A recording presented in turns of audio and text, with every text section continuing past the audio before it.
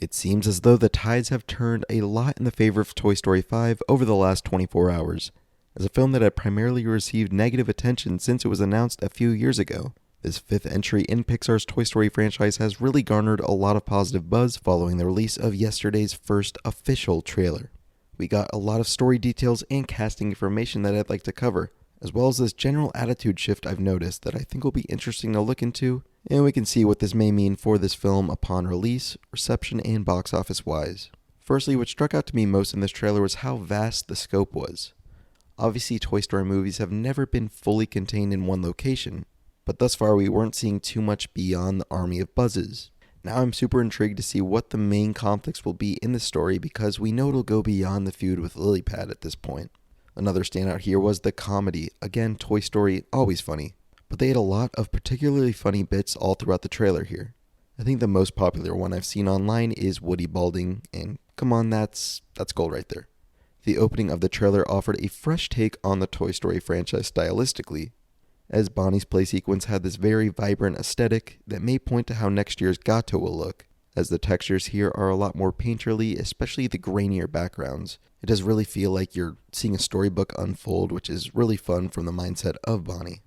Pixar has been experimenting with different animation types a lot, as we've seen especially since Pete Docter has stepped in as CCO, as we'll often see sequences in recent films that either completely derive from the rest of the film or techniques in animation are elevated in regards to things like facial expressions.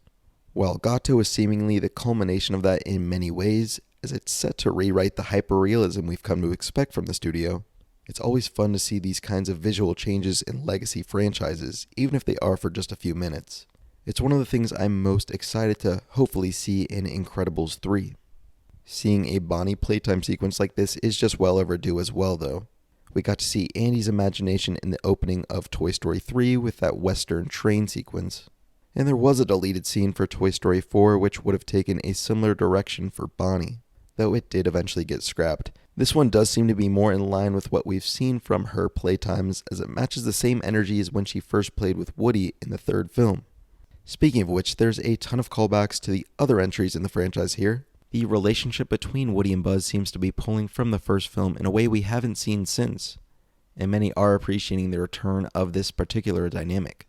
We've known about Jessie's role being a lot bigger in Toy Story 5, and while I'm still not so sure she's going to be the main character like others have suggested, it is clear she will carry one plotline here, while Woody and Buzz are off on their own for a good chunk of this movie.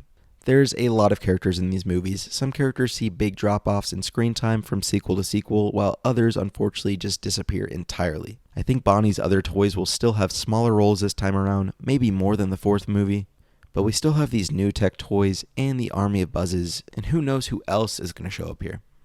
I remember seeing a quote from Pete Docter about wanting to get a lot of these fan favorite characters back in this one, so I wouldn't be surprised if we saw quick glimpses of Lotso or Stinky Pete, or maybe my boy Wheezy, but again, this franchise is rich with one of the densest arsenals of characters, so they might just be sticking with what we know.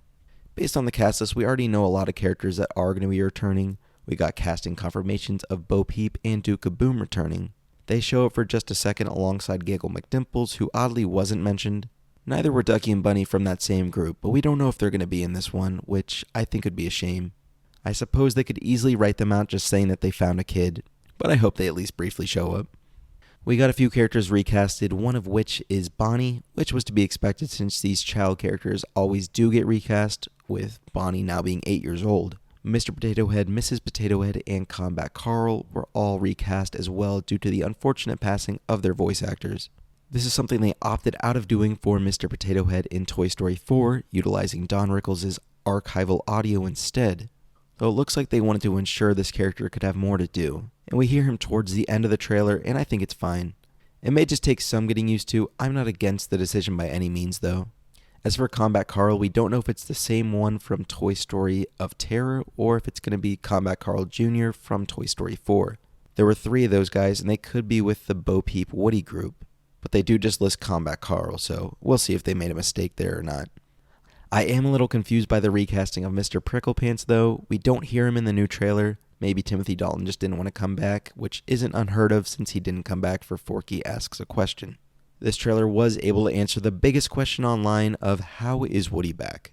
Quite simply though. as he just kept in touch through walkie-talkie. I am a really big fan of how Woody's nomadic lifestyle is being impacted by the rise of technology as more toys are abandoned, while at the same time Bonnie's toys are experiencing the same problems. I think that that's quite clever. While I figured that most were hesitant for a Toy Story film centering on the iPad kid epidemic, the trailer really handled the conflict nicely, and I see many expecting this to alter parenting habits.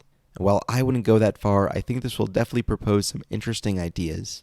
And Toy Story is so popular throughout all generations, so if they have something to say about this topic, there will at least be a lot of eyes on it. This trailer has been really big all around though. It's worth applauding whoever cut this, since I've never seen the conversation shift so drastically for a project like this so quickly. And while I was initially hesitant that this film could even clear $1 billion, I now feel this film goes above and beyond the other entries in the franchise.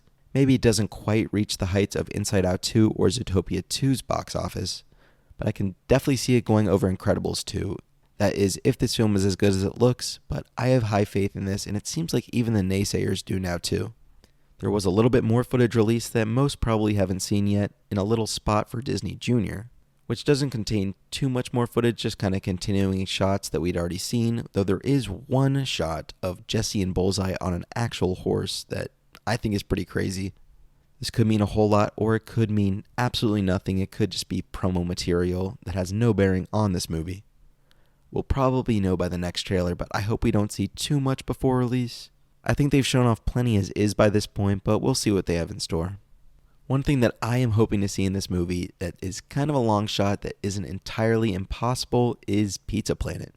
I really want to see the inside of this restaurant again through Pixar's modern visuals. Maybe there could be a scene where all the kids in there are on their tablets. I don't know, kind of a long shot. I just think that it could be cool since we haven't seen it since the first Toy Story. But now I'd like to ask, what are you almost wanting to see from this movie? And give me some crazy long shots, like if you want to see Sid's toy Roller Bob, I don't care.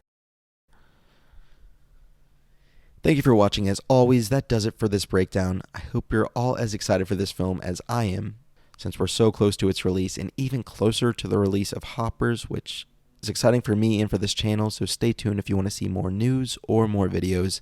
I promise I'm working on non-news videos, but I'll see you all in the next video nonetheless. Goodbye.